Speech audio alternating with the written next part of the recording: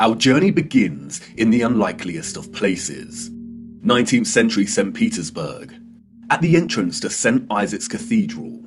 The city cold, the early morning mists dissipating with the approach of the sun, and our boots caked in mud. The year is 1860, and while St. Petersburg stands regal and proud, its inhabitants are nowhere to be found. It is quiet, too quiet.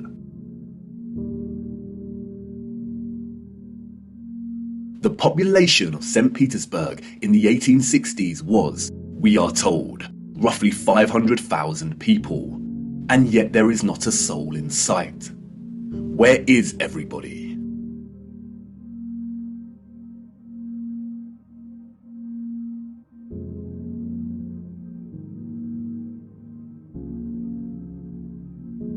The long shadow of Alexander Column gives us a clue as to the time of the sun's journey above this region. Long shadows only occur during morning or evening. It must be morning, but it appears that no one has surfaced yet. If we travel 400 miles across to Moscow, we see the same thing. Empty, quiet streets. In 1860, Moscow shared a similar population with St. Petersburg, roughly 500,000 citizens. But again, where is everybody?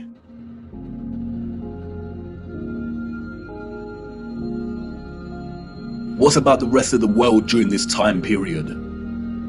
Edinburgh, Scotland, 1840s.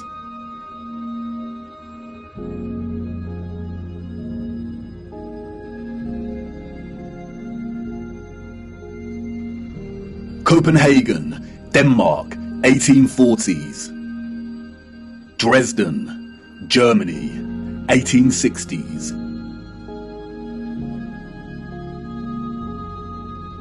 Rio in Brazil, 1860s. Toronto, Canada, 1860s.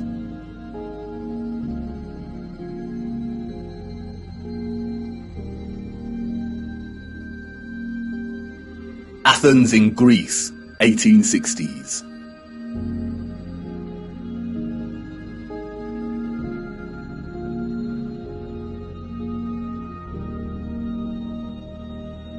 And then London, finally, people.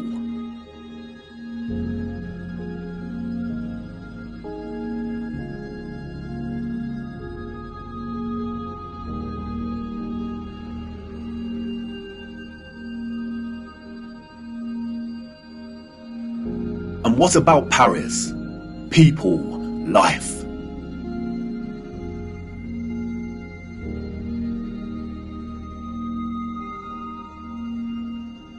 The first photograph, we are told, was created in 1822. The art of photography relies on methods of juxtaposition, of comparison and contrast to deliver its message and sentiment. In these old photographs, we do not find the same deliberate techniques of juxtaposition that contemporary photographers craft into their art, but rather we find natural contrasts that are so important and central to navigating through our deceptive history. Contrast is a phenomenon, natural or artificial, in which meaning is generated and conveyed through the comparison of two opposing elements. When looking at 1860s Russia, there is an immediate contrast between the lack of population and the sheer size of these cities.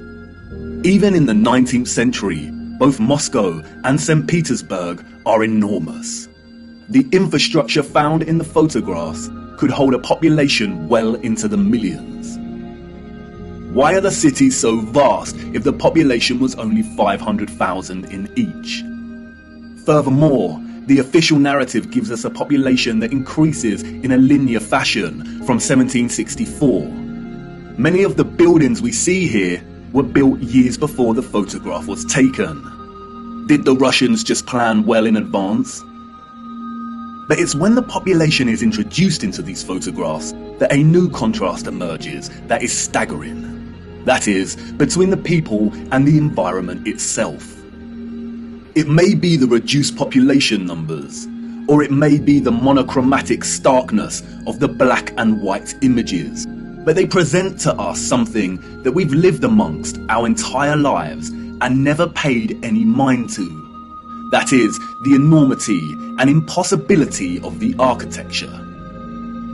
As we engage with the industry and act of tourism, we journey from place to place and observe, taking it all in, learning, hearing, and being told what we are looking at and how it came to be. And standing in front of a structure like the Arc de Triomphe in Paris, we might even exclaim, "Wow, how did they do this?" But the moment, inextricably wrapped up in the busyness of the scene, perhaps prevents us from really asking that question with sincerity. Standing in front of a structure like the Arc de Triomphe while the crowd frantically takes pictures on their smartphones makes it all a reality, and we conclude, before being shoved away by new tourists, well, they had to have done it somehow because I'm here and looking at it. During our indoctrination at school, we are seldom shown old photographs of the grand cities scattered around our flat realm. And perhaps for good reason. Because when we marinate on images like this, and are presented with the visual evidence of a very primitive Victorian people, dotted around like grasshoppers, within the shadows of the most magnificent, grandiose, brilliant architecture a human could ever imagine, we begin to have doubts. Indeed, how did they build this? The Arc de Triomphe is made from 36,695 cube meters of limestone and weighs 95,407 tons, or just over 95 million kilograms. They tell us it took 12 years to build the giant arch in two different periods, between 1806 to 1814 and between 1832 to 1836. How did they transport this amount of limestone with the same horse and carts that we see in the photographs? Look closer at the four sculptures that adorn each of its sides. Look at the intricacy of the sculptures and the patterning of the ornamentation that frames the arch. Each section is perfectly repeated without any deviation or inconsistency. The first true power tool was not invented until 60 years after this arch was completed.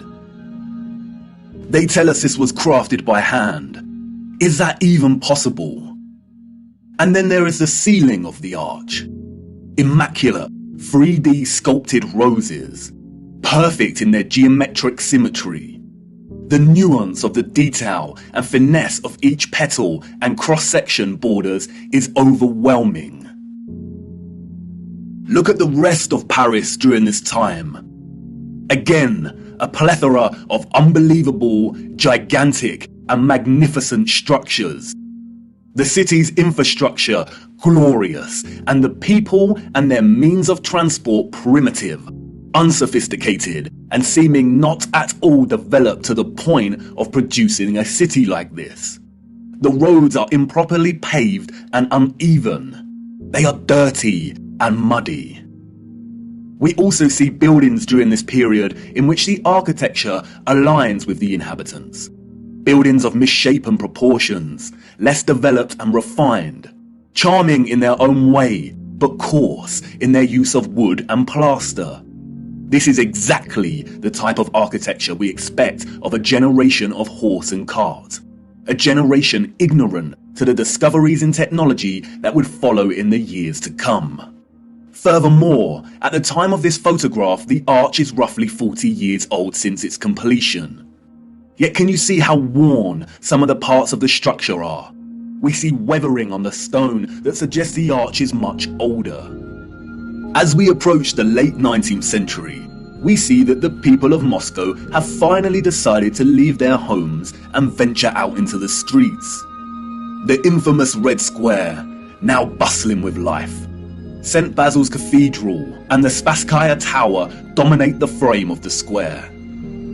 The construction of St. Basil's Cathedral began in 1555 and was completed in 1561, a mere 6 years. It suffered a huge fire in 1737 and underwent restoration over a 20-year period. But look at it. What a structure. Almost unreal and like no other. It is composed of thousands of red bricks and tin sheet metal that has been shaped into the distinctive onion domes we see. Look closer at the intricacy of the domes. How did they bend metal to achieve such precision and perfection in the 18th century? And again, if they had the skills and dedication to build a wonder such as this, then why are the conditions of the road so poor and covered in mud? We see these incredible structures and buildings everywhere in 19th century photography. We have the wondrous Crystal Palace of London, a monstrous structure with the greatest area of glass ever seen in a building, and all constructed before England had automatic glass manufacturing. We have Westminster Abbey and Parliament. We have the old Euston Arch, constructed out of pure sandstone in 1837, and streets unpaved and full of mud. Why did these people not prioritize the streets they walked upon? The Frauenkirche, the domed masterpiece of Dresden, Germany. Its intricate and opulent splendor in direct contrast with the beat-up wagons and horse-pulled carts of the people below, a people dependent on the bare necessities, a people completely dwarfed by its size and majesty. The Library of Parliament in Ottawa, Canada, built over a period of 17 years. The first major settlers arrived in 1800, and at the time of construction, the city's population was under 20,000. Would a grand, glorious library really be a priority for settlers? Why does the building look like it's been cropped out of Europe and pasted into Canada? Even at the turn of the century, 40 years before Bosch economized the power tool, we have the old Penn Station in New York. Look at the size of this. Completely mind-blowing proportions. As we can see here in the photograph, each octagonal, sculpted pattern on the arched dome ceiling is larger than one individual human. Look at the gigantic columns and detailed acanthus leaves decorating the tops of each pillar. They tell us this station took 6 years to build. 6 whole years. Yeah, right. Why are we so gullible? Even without access to modern power tools, printable construction pieces, and crane technology, we could not reproduce this today. And more importantly, we don't reproduce this type of architecture today. The official liars of our world have an umbrella term for this type of architecture that we see in North America. They call it historism. Historism is a term coined to describe a style of architecture that is revival in nature, or in other words, copies the style of another period in time.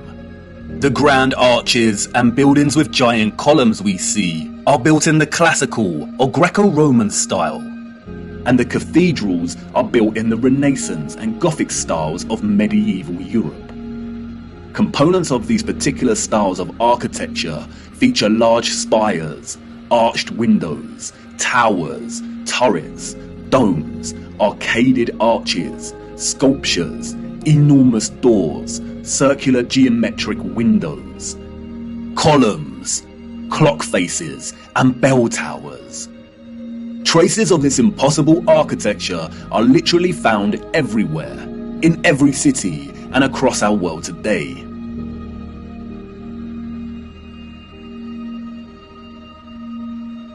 Some preserved and maintained, like the Parisian Arc de Triomphe and Notre Dame, and others lost and long forgotten to time, like the Euston Arch and the Old Penn Station in New York. We as a people travel miles to take our own photographs of these wonders.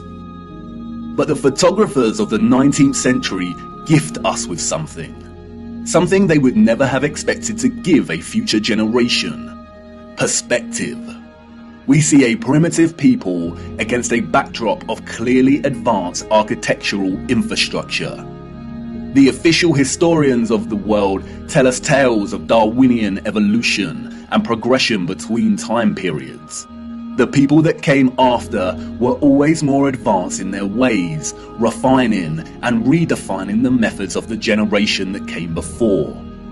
If the height of innovation and industry during the 19th century was still the horse and car as a means of travel, then, as these photographs tell us, this style of architecture was just as impossible for those living in the centuries before it. Anyone with a predisposition for thinking and questioning can immediately sense when looking at these photographs that something is rotten in Denmark, that something is off with the mainstream historical narrative, that something is not adding up. In a panoramic image of San Francisco in 1877, we see a collage of historicist architecture. We see columns adorning the entrances to very regal buildings that stand out like sore thumbs from some of the timber shacks surrounding it. We see Gothic spires and towers in the distance. We see domed cathedrals and buildings. We also see just how sprawling and huge the city has become. In 1846, there were under 500 Mormon settlers living on the area of land in which we now call San Francisco. It was frontier land and ready for the taking. Between 1848 and 1849, with the start of the California gold rush, the population increased from 1,000 people to 25,000 people. 28 years later, this panorama was taken. The population at this time, we are told, was getting close to 200,000. Who in their right mind would believe this story? Does this look like a city of 200,000 people? Without any modern technology, power tools, automatic manufacturing, electric motors. A people in a strange, unfounded land, just making their mark. Do we really believe that a burgeoning people built this entire city in just 30 years? And again, such quietness, such stillness. This is a photograph of an empty city. Where are all the people? The shadow of the post here tells us that it is not the early hours of the morning. Short shadows only appear toward midday. A city of this scale at noon should be bustling with life. But there is not a single person in the shot of this panorama. The only life we see is that of a horse without any master in sight.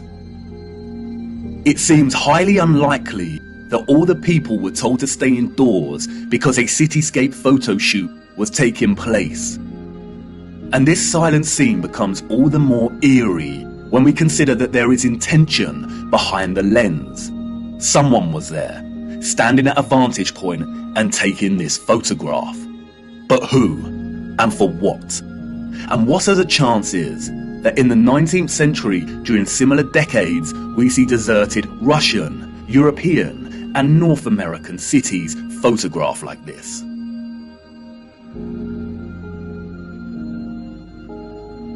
And then only a few years later, we find the same locations bustling with people. A people clearly incapable of building the architecture found in these cities. And what to do with these photographs?